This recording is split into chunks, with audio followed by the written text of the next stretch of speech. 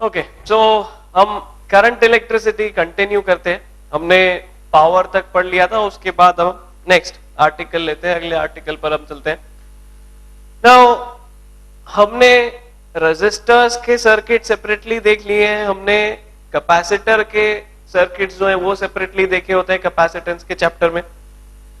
Now we want to study, we want to analyse what happens when we connect resistors and capacitors in a single circuit. जब हम एक ही circuit में resistors capacitors को दोनों को साथ में कनेक्ट करते हैं तो क्या होता है, ठीक है।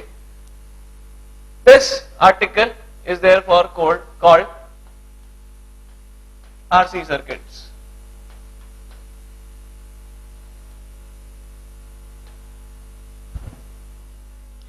ओके, सो हम आरसी सर्किट्स देखते हैं जिसमें हम बोल रहे हैं हम रेजिस्टर्स कैपेसिटर्स जब एक साथ किसी सर्किट में लगाते हैं तो वो सर्किट किस तरह से बिहेव करता है ये हम देखना चाहते हैं। नाउ यहां पर हमें जो बिहेवियर दिखेगा वो कंप्लीटली रेजिस्टिव भी नहीं हो सकता, कंप्लीटली कैपेसिटिव भी नहीं हो सकता। जब रेजिस्टर होता है तो करंट फ्लो होता है, जब कैपेसिटर होता है तो वहां पर चार्ज एक्यूमुलेट होना स्टार्ट हो जाता है कैपेसिटर पे। सो डेफिनेटली हमें यहां दोनों ही फिनोमेना एक साथ देखने को मिलेंगे, मतलब सर्किट में करंट भी फ्लो होगा और इस कैपेसिटर पर चार्ज भी जो है वो इकट्ठा होते जाएगा, स्टोर होने लगेगा। The significance of such circuits, इस तरह के सर्किट्स का काफी ज्यादा सिग्निफिकेंस होता है, because in reality we know that कोई भी मटेरियल ऐसा नहीं हो सकता जिसका जीरो रेजिस्टेंस हो। तो जब हम एक कैपेसिटर की बात करते हैं तो उस कैपेसिटर का उसकी प्लेट्स की वजह से अपने आप ही कुछ ना कुछ रेजिस्टेंस आ जाता है, ठीक है। जो कनेक्टिंग वायर्स है उन कनेक्टिंग वायर्स का अपने आप ही कुछ रेजिस्टेंस आ जाता है। सो जब भी हम एक कैपेसिटर की बात करेंगे तो उसमें रेजिस्टेंस अपने आप ही आ जाता है। That is why RC circuits are more towards practicality. हम ऐसा कह सकते हैं कि आरसी सर्किट्स जो है ये ज्यादा जो है प्रैक्टिकल केस की तरफ पॉइंट कर रहे होंगे, रियलिस्टिक केस को कॉरेस्पॉन्ड कर रहे होंगे, ठीक है। हम सबसे सिंपल सबसे बेसिक केस सबसे पहले लेते हैं। one resistor and capacitor connected in series.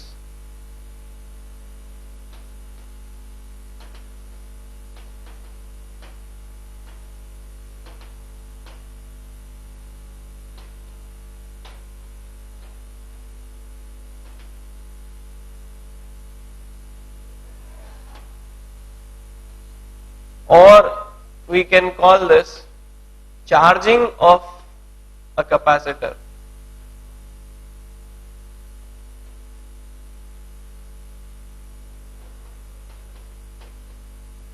Charging of a resistive capacitor. जो हम कैपेसिटेंस में केस देखते थे, it was the case of an ideal capacitor, ठीक है, जिसका कोई रेजिस्टेंस नहीं होता है, जिसमें हम ये बोल देते हैं कि इंस्टेंटेनियसली जो है जैसे ही हम उसे बैटरी से कनेक्ट करते हैं तो इंस्टेंटेनियसली वहां पर उस कैपेसिटर पर चार्ज आ जाता है।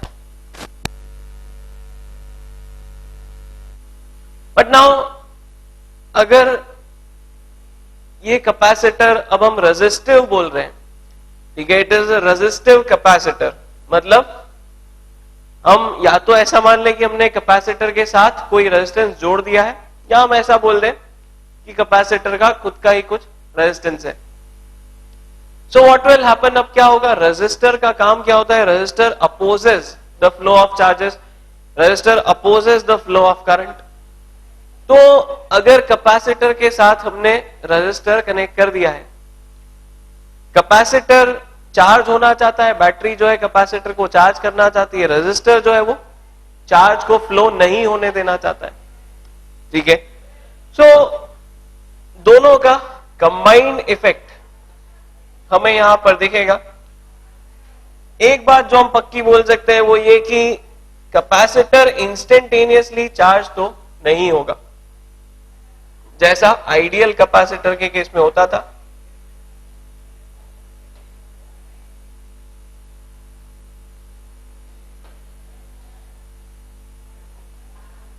जैसा आइडियल कैपेसिटर के केस में होता था वैसा तो अब नहीं होगा, पक्का है।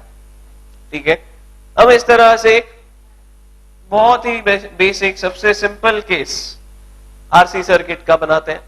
एक रेजिस्टर और एक कैपेसिटर सीरीज में जुड़े हैं, उन्हें हमने एक बैटरी से कनेक्ट कर दिया। नाउ हम क्या बोल रहे हैं, इस तरह के सेटअप में दोनों ही चीजें होंगी। इस तरह के सेटअप में करंट भी फ्लो होगा और इस कैपेसिटर पर कुछ चार्ज भी आ जाएगा। ठीक है,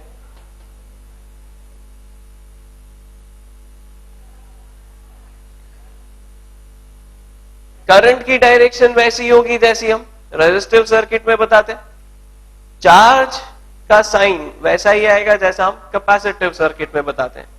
ठीक है, दैट मींस यहां पर प्लस माइनस है तो करंट ऐसा जा रहा है, प्लस माइनस है तो कैपेसिटर की प्लस प्लेट ये वाली होगी, माइनस प्लेट दूसरी वाली होगी जो माइनस से जुड़ी है।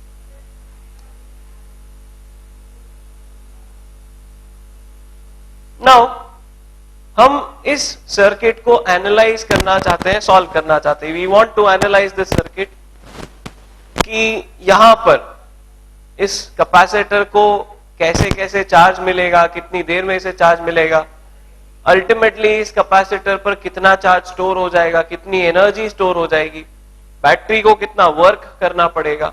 ठीक है, ऑल द सेम थिंग्स, वही सारी चीजें हम यहां पर फाइंड करना चाहते हैं। द मोस्ट इंपॉर्टेंट थिंग, भले ही डिवाइस यहां कोई सा भी आ जाए, ठीक है, जो कंपोनेंट है वो कोई भी हो, KVL KCL will always hold, Ohm's law will always hold. हम इस सर्किट पर भी किरचॉफ्स लॉज लगा सकते हैं, ओम्स लॉ लगा सकते हैं डेफिनेटली। ठीक है, सो हम यहां पर सबसे पहले किरचॉफ्स लॉज लगाते हैं। Now as we have said, अगर सिंगल लूप है तो केसीएल लगाने का कोई मतलब ही नहीं होता है। If there is only a single loop, there is no point in applying KCL. पूरे लूप में, पूरे सर्किट में हमें करंट सेम ही मिलेगा, सो केसीएल तो लगेगा नहीं। हम केवीएल लगा सकते हैं, हम केवीएल लगाते हैं। यहां से मैं स्टार्ट करता हूं और क्लॉकवाइज चलता हूं सपोज। ठीक है, by KVL, by KVL rules हम रिकॉल करें, अप्लाई करते जाएं। करंट की डायरेक्शन में रेजिस्टर पर पोटेंशियल ड्रॉप होता है, देयरफॉर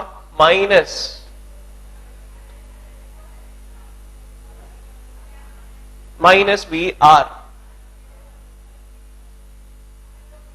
कैपेसिटर पर प्लस प्लेट से माइनस प्लेट जाते हैं, पोटेंशियल ड्रॉप होता है अगेन, सो माइनस वीसी। फिर हम यहां से आगे बढ़ रहे हैं, चलते जा रहे हैं। ठीक है, इसको मैं वी नॉट बोल देता हूं। बैटरी के माइनस से प्लस टर्मिनल पर जाएंगे, बैटरी के माइनस से प्लस पर जाएंगे, so plus V not equal to 0।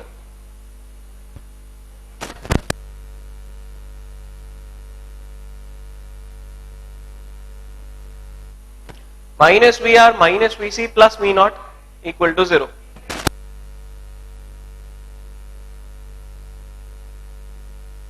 ठीक है, अब हम इस रेजिस्टर पर ओम्स लॉ लगा सकते हैं, सो वी आर जो है वो आई आर हो जाएगा। हमें इस कैपेसिटर का पोटेंशियल डिफरेंस वोल्टेज लिखना है, so we can write Q by C। हम उसे Q बाय C लिख सकते हैं। ठीक है, so minus I R minus Q by C plus V not equals 0।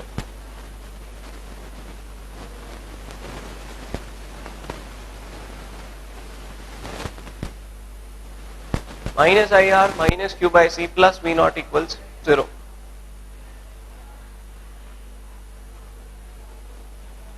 ठीक है,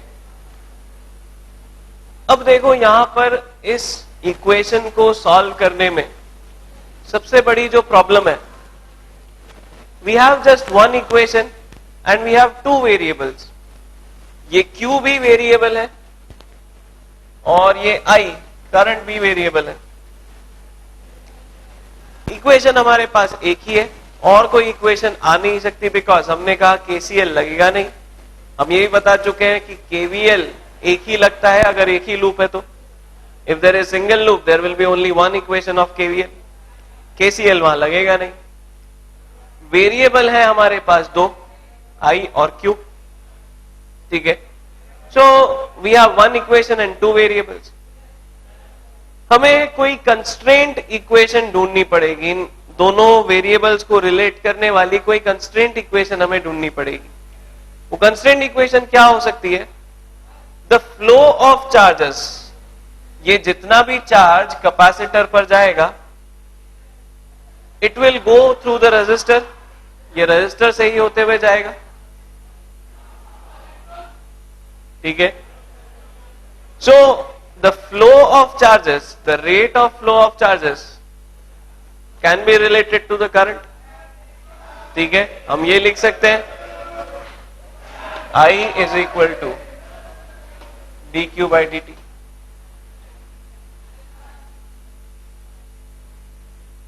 ये हमारी कंस्ट्रेंट इक्वेशन हो जाएगी।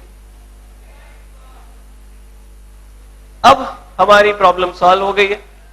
दो इक्वेशन है, दो वेरिएबल है हमारे पास। अब हमारे पास दो इक्वेशन दो वेरिएबल है, हम ये I की वैल्यू इधर पुट कर दें, so we'll get minus dq by dt minus q by c plus v naught equals 0. There is a first order differential equation. ये first order differential equation है। इस differential equation को हमें solve करना होगा।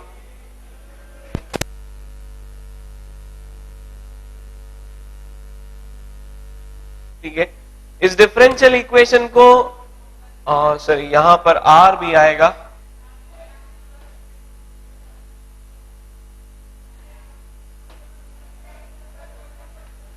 Minus D Q by D T current into R minus Q by C plus V not.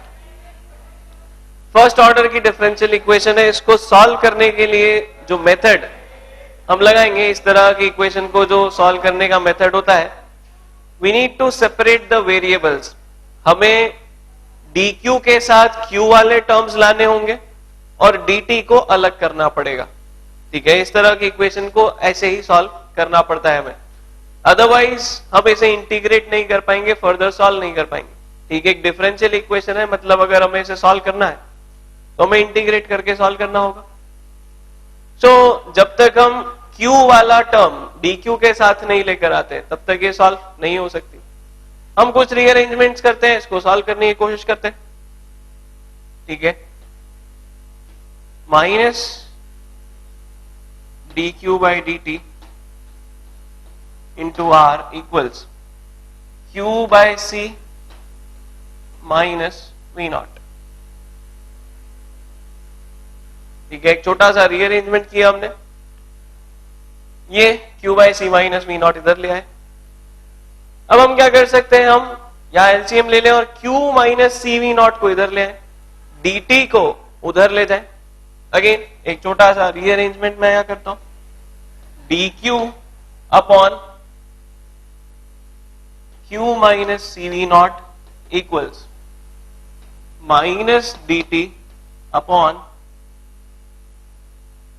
R C,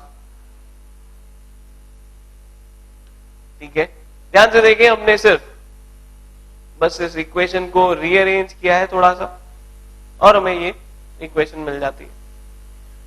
now this equation is in a form which can be easily solve. अब इस equation को easily solve किया जा सकता है, because dq के साथ q वाला टर्म है और dt अलग चला गया है।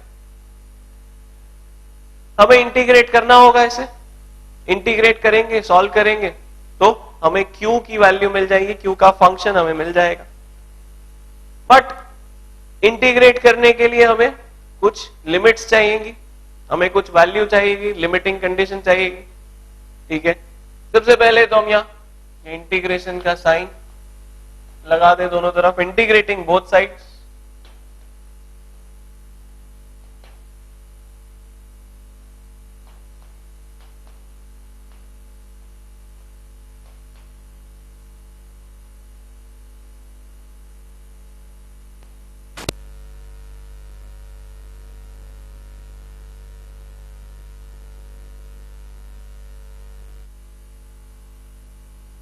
Integrating both sides.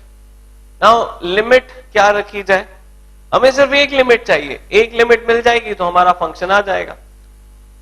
The limit is again very obvious.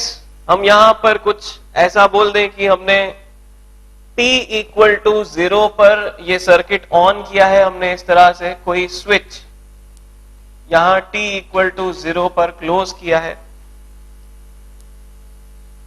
At t equal to 0, the switch is closed.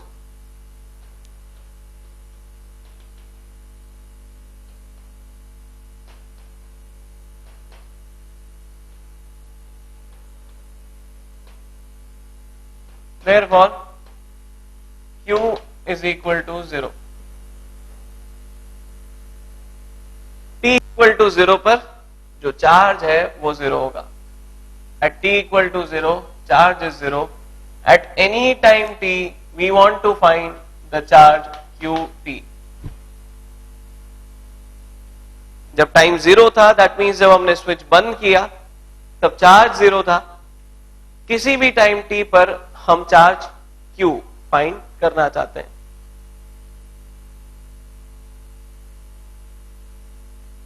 ठीक है, now this is simple integration.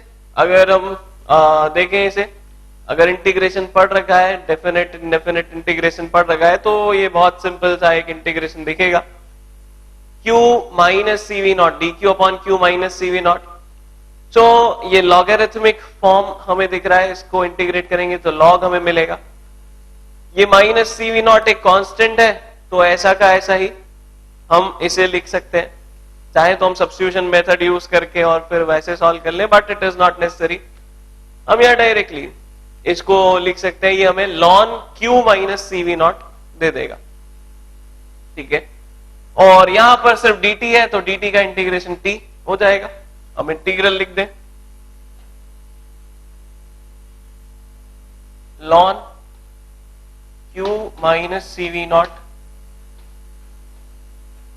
0 to qt equals minus t by rc 0 to t।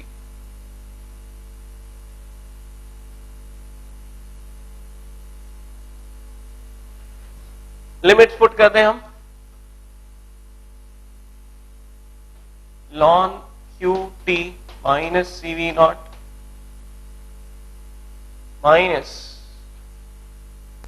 0 put करेंगे,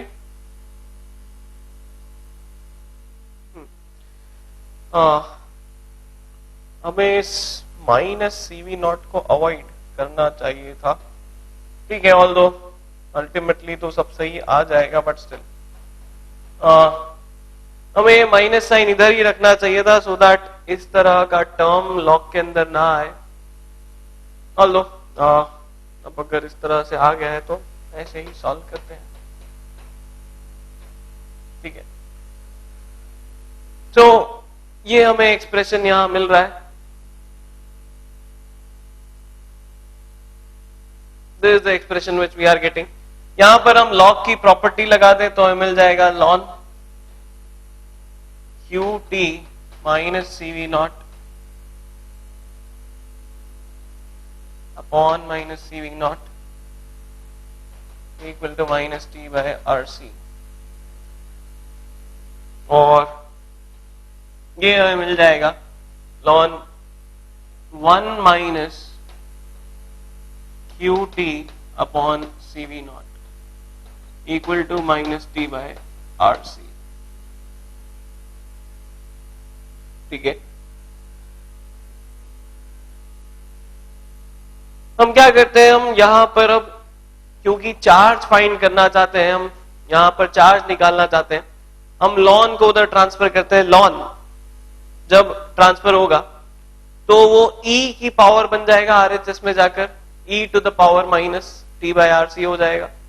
ठीक है, हम lawn को इधर transfer करते हैं और हमें मिल जाएगा 1 माइनस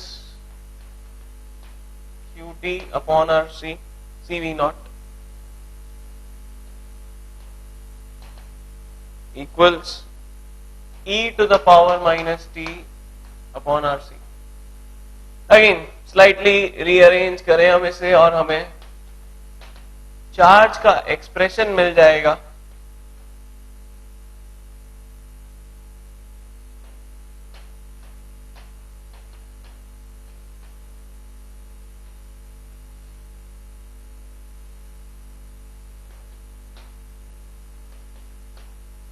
ठीक है। ये फाइनल एक्सप्रेशन हमें याद रहना चाहिए। We need to memorize this final expression.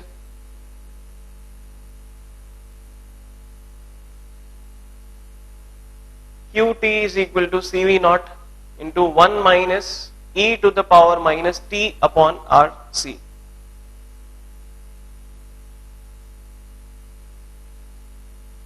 ठीक है, हम इस एक्सप्रेशन को अब थोड़ा सा एनालाइज करें। ये एक्सप्रेशन जो है ये किस तरह से बिहेव करेगा।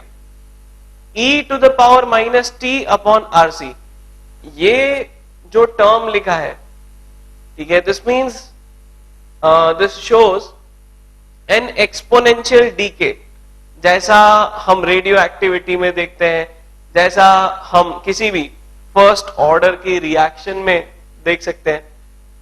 So this expression shows exponential decay।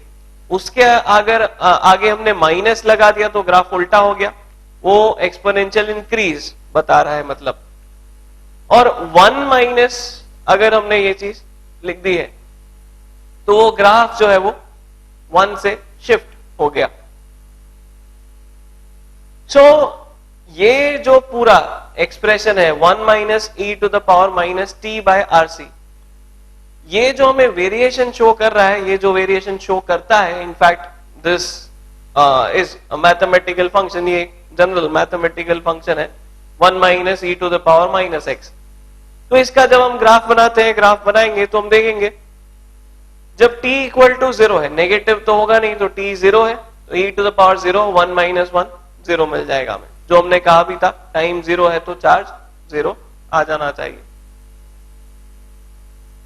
Now ये जो चार्ज है ये फिर धीरे धीरे बढ़ेगा, ठीक है, एक्सपोनेंशियली इंक्रीज करेगा और अल्टीमेटली जब t की वैल्यू बहुत ज्यादा हो जाएगी, that means as t tends to infinity, जब t इंफिनिटी की ओर जाने लगेगा, तब हम देखेंगे ये जो e to the power minus infinity है ये 0 हो जाएगा। A number greater than 1 raised to the power minus infinity वो हमेशा 0 हो जाता है, तो ये 0 हो जाएगा, 1 माइनस 0 1, CV नॉट बचेगा। नाउ इस बात का क्या सिग्निफिकेंस है, क्या इंपॉर्टेंस है? वी आर सेइंग दैट बहुत लंबे टाइम के बाद, थ्योरेटिकली तो इनफाइनाइट टाइम, बट प्रैक्टिकली अगर हम उसे बोले तो हम कहेंगे after a long duration, after a long time has elapsed, वो कैपेसिटर उतना ही चार्ज स्टोर कर लेगा जितना वो स्टोर करता अगर वो प्योर कैपेसिटिव सर्किट होता। अगर ये प्योर कैपेसिटिव सर्किट होता तब भी इस कैपेसिटर पर Q equal to CV naught charge आ जाता। हम बोल रहे हैं अभी भी उस पर चार्ज तो उतना ही आएगा, but it will take a long time. After a long time, the capacitor will get completely charged and it will get the same charge as it would have if it was a pure capacitor.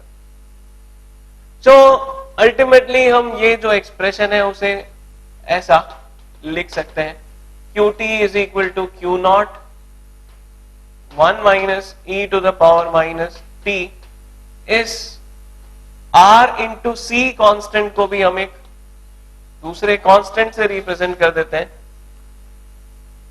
Which we call tau. Q not जो है वो CV not के equal है, it is the maximum charge that the capacitor will have? Tau is equal to RC and it is called the time constant of circuit.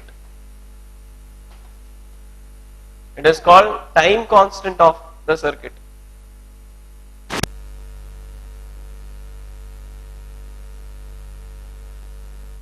Tau जो है उसे हम time constant बोल लेते हैं. वो t अपॉन में आ रहा है तो एक बात तो पक्की है, r इंटू सी. r इंटू सी का डायमेंशन जो है वो टाइम का ही होता है. ठीक है, r इंटू सी ये जो डायमेंशन होता है ये टाइम का ही डायमेंशन होता है. इसका क्या सिग्निफिकेंस है? टाइम कांस्टेंट का क्या सिग्निफिकेंस होगा? जितना ज्यादा ये टाइम कांस्टेंट होगा कैपेसिटर को चार्ज होने में उतना ही ज्यादा टाइम लगेगा. ठीक है, जितना ज्यादा ये टाइम कांस्टेंट होगा कैपेसिटर उतना ही ज्यादा टाइम लेगा चार्ज होने में. ठीक है, जैसे हम रेट कांस्टेंट बताते हैं, उसी तरह से यहां पर ये टाइम कांस्टेंट है. So larger the value of time constant, more will be the time taken by capacitor in getting charge. उसे चार्ज होने में उतना ही ज्यादा टाइम लगेगा. बिकॉज कैपेसिटेंस अगर बढ़ता है तो उसकी चार्ज स्टोर करने की कैपेसिटी बढ़ेगी. रेजिस्टेंस अगर बढ़ता है तो वो चार्ज के फ्लो को अपोज जो कर रहा है वो बढ़ने लगेगा. तो दोनों में से कोई भी चीज अगर बढ़ती है तो अल्टीमेटली वहां पर जो चार्ज है, चार्ज इकट्ठा होने में, चार्ज स्टोर होने में टाइम ज्यादा लगेगा. Now what else can we compute? यहां पर हम और क्या कंप्यूट कर सकते हैं? हमें चार्ज का एक्सप्रेशन मिल गया है. हमने कहा था I equal to D Q by D T. We can find the current at any time t. I t is equal to d by dt of q t.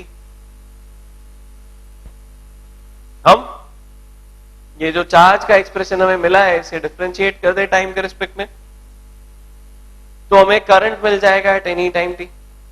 Differentiate करें, again एक simple सा differentiation है. मैं इस वाले expression को differentiate करता हूं. I t is equal to d by dt of cv naught 1 minus e to the power minus t upon RC. cv naught constant है, ऐसा का ऐसा बाहर आ जाएगा. ब्रैकेट वाले टर्म्स का मैं डिफरेंशिएशन करता हूं. 1 का 0, 1 का differentiation 0 minus 0 minus e to the power minus t by RC. e की पावर x का e की पावर x ही हो जाता है. So e to the power minus t by RC. लेकिन पावर में सिर्फ x, दैट मीन्स सिर्फ t नहीं लिखा है, कुछ कांस्टेंट भी है. तो हमें इतने पोर्शन का वापस से डिफरेंशिएशन करना होता है. यहां हम बोल दे जो कांस्टेंट है उसे मल्टीप्लाई कर देना होता है लास्ट में. सो इनटू में एक और फैक्टर आएगा -1 अपॉन RC. ठीक है, सिंपल सा बेसिक सा डिफरेंशिएशन हम लगा रहे हैं. बायो के स्टूडेंट्स को ये प्रोसेस डिफरेंशिएशन शायद ना समझ में आए तो सिर्फ फाइनल रिजल्ट याद रख लें, that is sufficient, that will be sufficient. ठीक है, अदरवाइज मैथ्स के स्टूडेंट्स के लिए तो ये बहुत सिंपल सा, एक बहुत बेसिक सा सिंपल सा डिफरेंशिएशन है. और अब फाइनल आंसर देख ले. फिर ये माइनस माइनस कैंसिल होगा, ये माइनस माइनस कैंसिल होगा, ये c से c कैंसिल होगा.